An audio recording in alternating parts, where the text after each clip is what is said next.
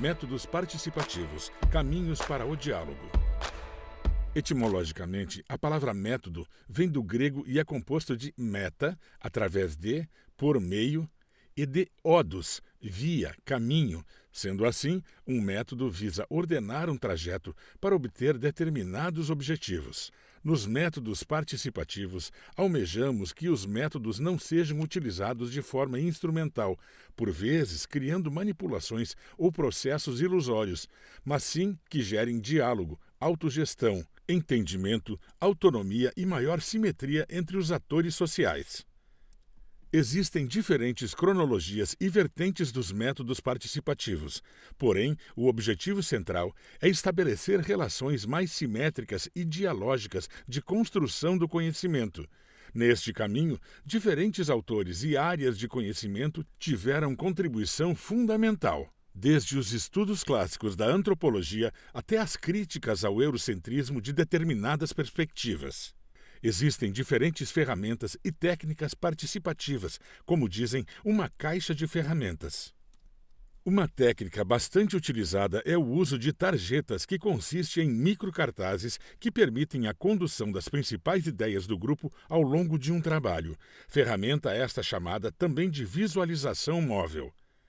As tarjetas podem ter cores variadas e diversos formatos e tamanhos, sendo mais utilizado o formato retangular de 21 centímetros de comprimento por 10 centímetros de largura. Quando necessário, pode ser utilizado papel sulfite A4 colorido. A caneta utilizada é pincel atômico e a superfície utilizada pode ser TNT, tecido não tecido, com adesivo reposicionável em spray. Existem também superfícies que são utilizadas com alfinete ou fita crepe larga, onde são feitos pequenos rolos para fixação.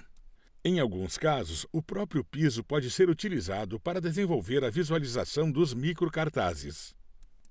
Para melhor uso das tarjetas, é recomendável seguir algumas orientações. Utilizar apenas uma ideia-chave por microcartaz e, no máximo, 3 palavras de tamanho grande, usando assim toda a superfície disponível e possibilitando assim a visualização pelo grupo. Com este formato, é possível visualizar o que foi escrito numa distância de 5 a 8 metros, permitindo a participação de um grupo com até 50 pessoas. Para otimizar a participação e a comunicação, é recomendável que o grupo de participantes seja dividido em subgrupos, havendo maior interação e troca de ideias entre os participantes. Os grupos, assim, irão colocar suas ideias na tarjeta e o moderador da reunião fixa as ideias no local destinado, organizando as principais contribuições sobre o tema que vem sendo dialogado. A condução desta dinâmica geralmente segue um fio dialógico, utilizando perguntas sequenciais que levem a um plano de ação ou ao diagnóstico de uma situação analisada. Um segundo grande grupo de técnicas utilizadas são desenhos, permitindo a participação grupal sem o uso de palavras. Existe, com certa frequência, participantes que têm pouco domínio da linguagem escrita, e esta ferramenta permite a participação equitativa de todos. Entre os desenhos, uma das ferramentas comumente utilizadas são mapas, seja de uma unidade de produção ou de uma comunidade. Nos mapas de uma comunidade, é possível observar a conformação territorial e a descrição de determinados elementos ecológicos, sociais e econômicos. O importante é que a construção destes mapas represente não apenas a percepção precisa do espaço, mas sim a percepção dos seus atores. Por exemplo, em alguns casos, os atores representam a casa dos mais ricos, com um tamanho maior do que é na realidade. Para cada mapa comunitário, o ideal é que se reúnam em subgrupos de 4 a 5 pessoas, podendo haver outros subgrupos divididos pelo critério de gênero, geração ou etnia.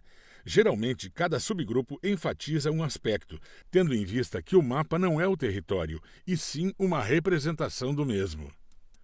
Da mesma forma, pode ser feito um mapa de uma unidade de produção, apresentando a área residencial, área de criação animal, produção agrícola, existência de nascentes ou fontes de água, reserva florestal, entre outras características que possam ser representadas. Outras ferramentas que são geralmente utilizadas são diagramas e matrizes. Estas utilizam parte das informações de forma escrita, porém, são formas de representação bastante interessantes para diagnósticos a campo.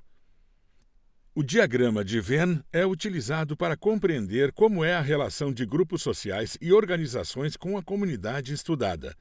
Para construir, são pré-desenhados diversos círculos concêntricos, sendo a comunidade em questão localizada no centro.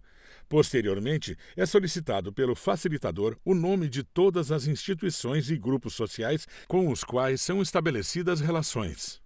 Os nomes são colocados nos microcartazes e quanto mais próximo e intensa a interação, mais próximo fica do centro e assim sucessivamente. A colocação normalmente é feita de forma dialógica, perguntando mais perto ou mais distante, até chegar ao local em que houver maior consenso. Por vezes, os resultados são surpreendentes, aparecendo sindicatos e associações que representam o grupo muito distante no lugar de outras organizações muito próximas. O campo de forças das organizações permite uma visão de quais delas são as principais e que podem ser parceiras em um projeto de desenvolvimento. Um recurso bastante utilizado para planejamento é a matriz FOFA, que é um acrônimo para as seguintes dimensões: fortalezas, oportunidades, fraquezas e ameaças.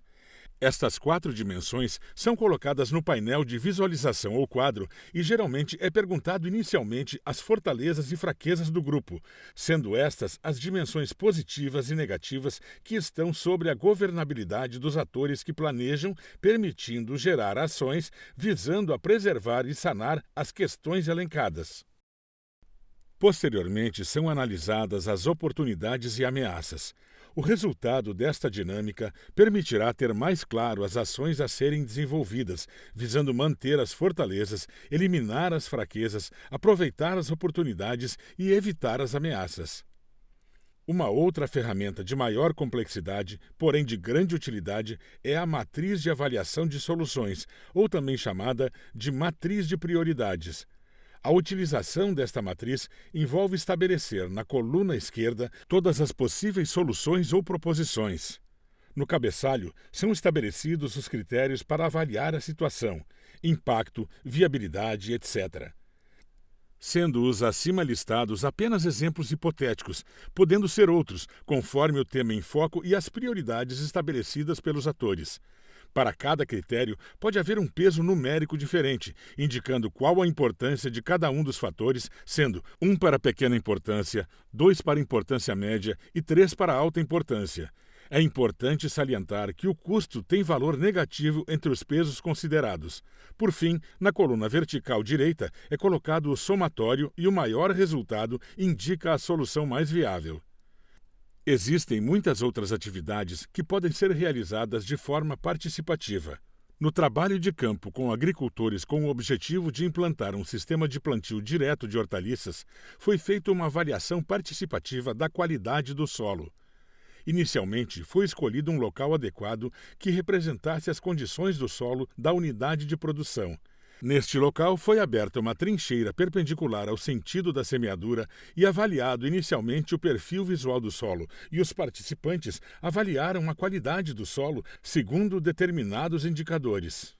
Após as marcações individuais, é feita uma média entre os participantes que será utilizada para compor o gráfico.